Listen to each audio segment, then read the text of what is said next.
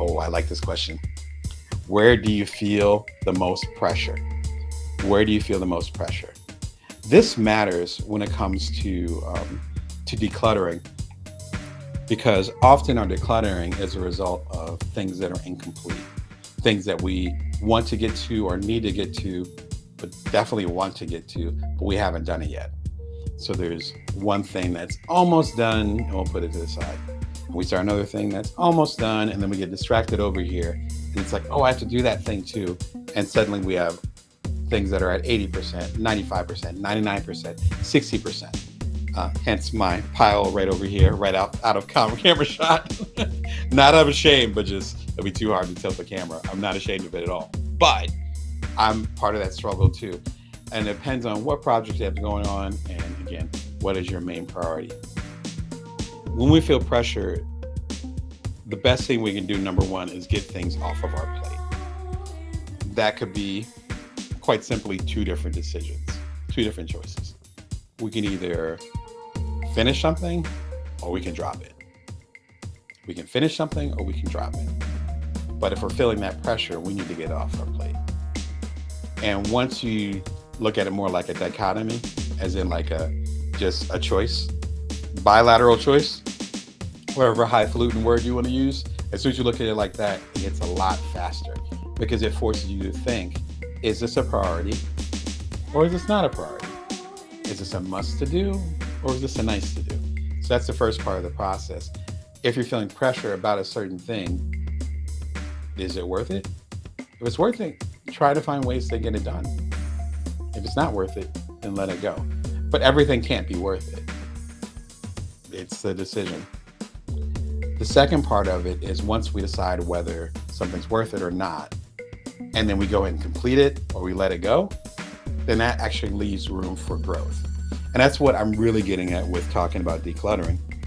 It's not just about, okay, I don't have a place to sit, or I got too many books. Books are my thing. I got too many books, or I got too many papers, or I got too many toys, whatever your dynamic is.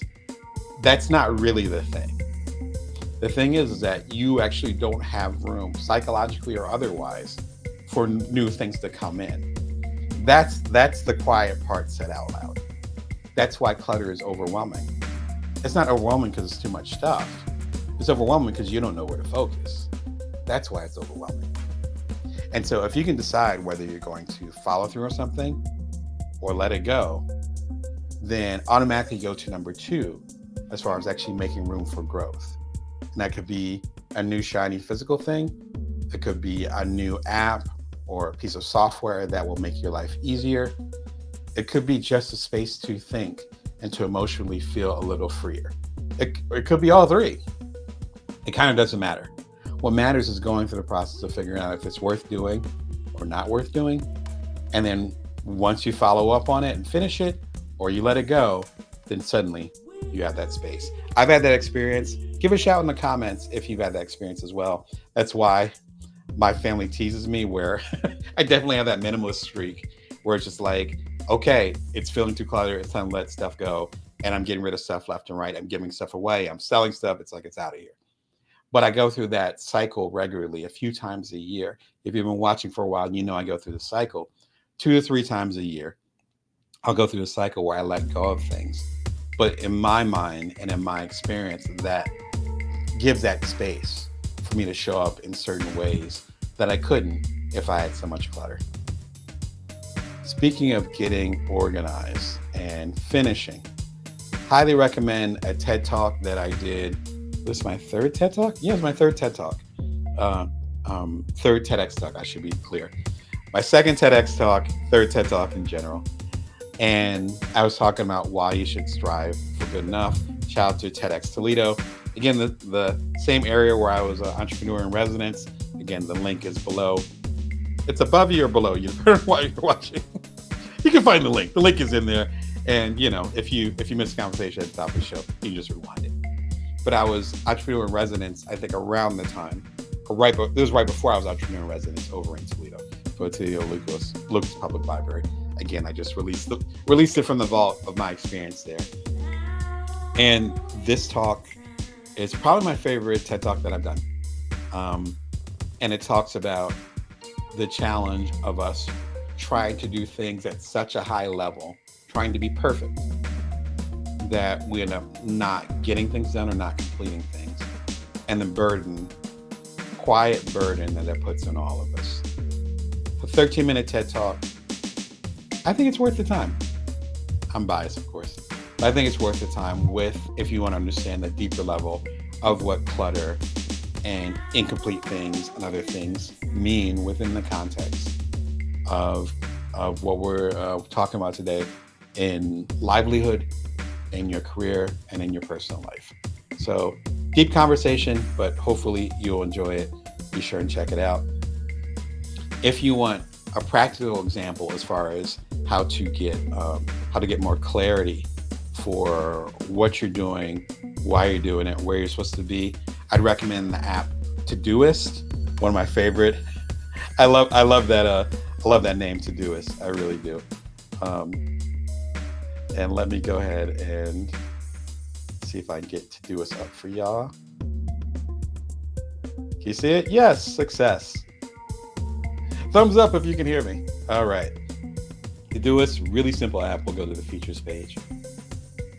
And obviously you can start it for free. And basic stuff. Listen, my family has 3 or 4 different calendars. My partner has her calendar. I have my calendar. We have the family calendar for our kids. And then I have other calendars for the companies that I work with. It's a lot. Some way to organize this actually helps. Trust me on this one. So this allows you to make note of certain things. So-and-so needs to be picked up from soccer practice. I have a meeting with so-and-so overseas during this thing. These are real life examples, so I'm not making this stuff up. Recurring dates, reminders. The integrations actually help a lot, because if you work with apps like one of my favorite apps is Calendly. Shout out to the founder. That allows me to quickly schedule coaching appointments or media interviews. When I have a book coming out, I have a podcast interview, they can just go through Calendly. It will integrate with, again, 80 plus. I didn't realize it was that many, but 80 plus different platforms. It'll just flow right in there.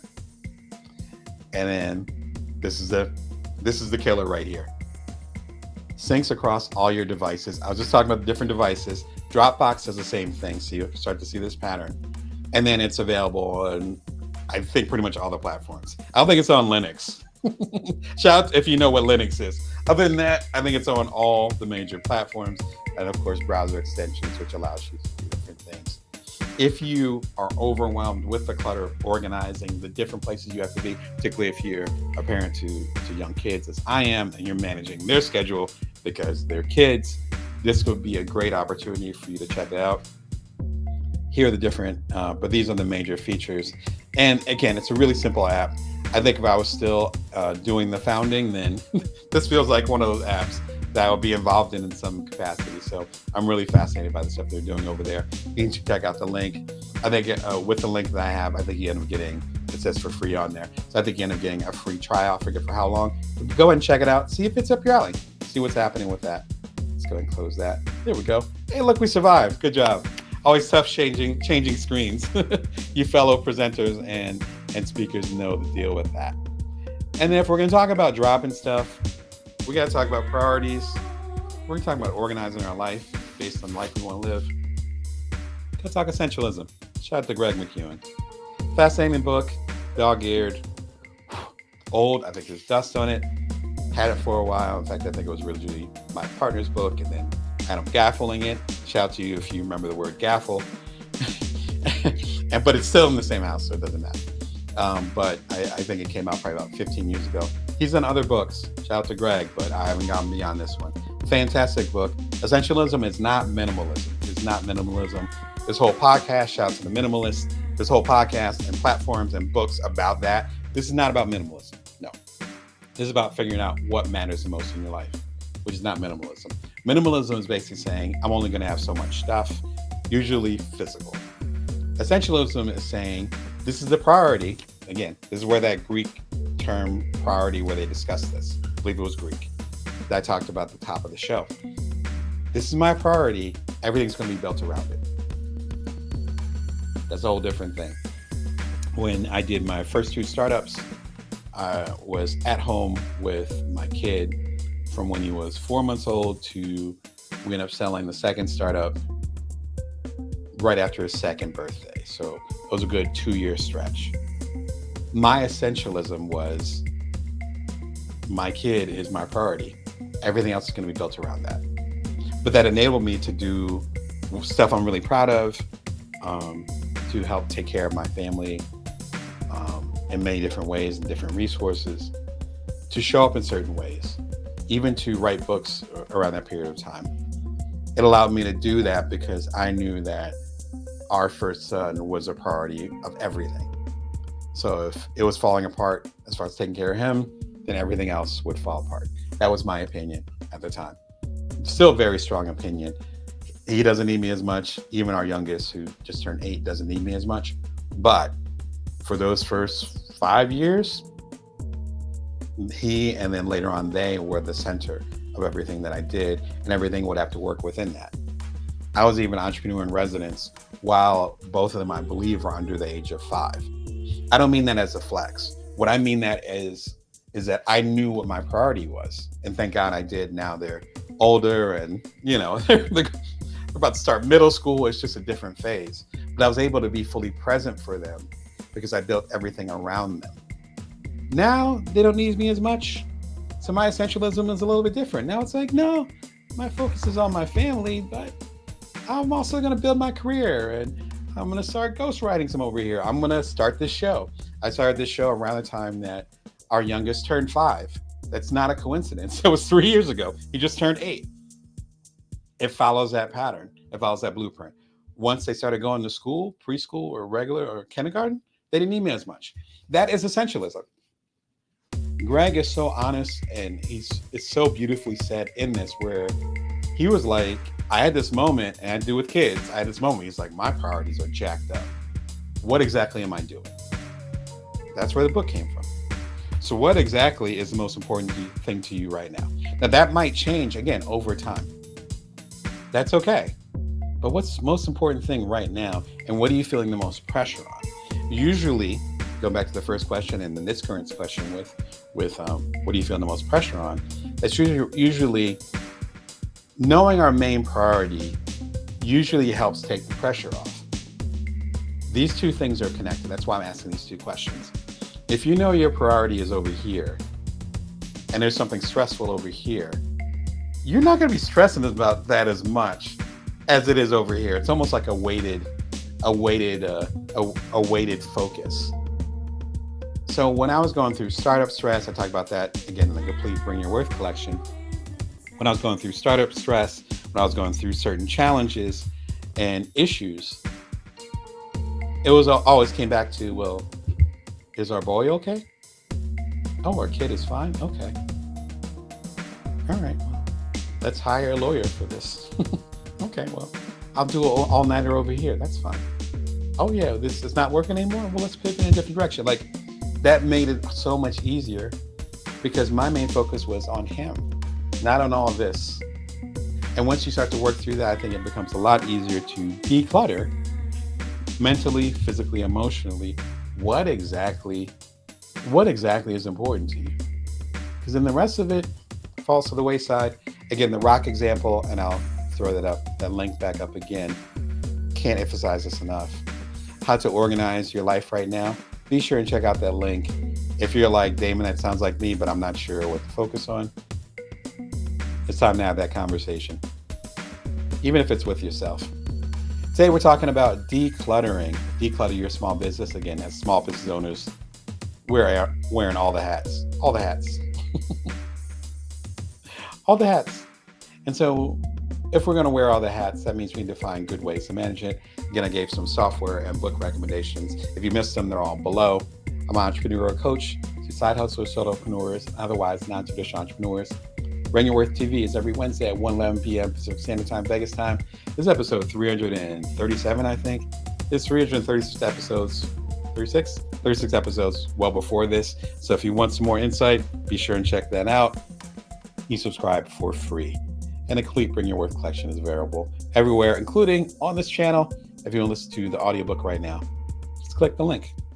Be sure and jump in if you have any questions or thoughts. Where are you feeling the most pressure? Let me know below.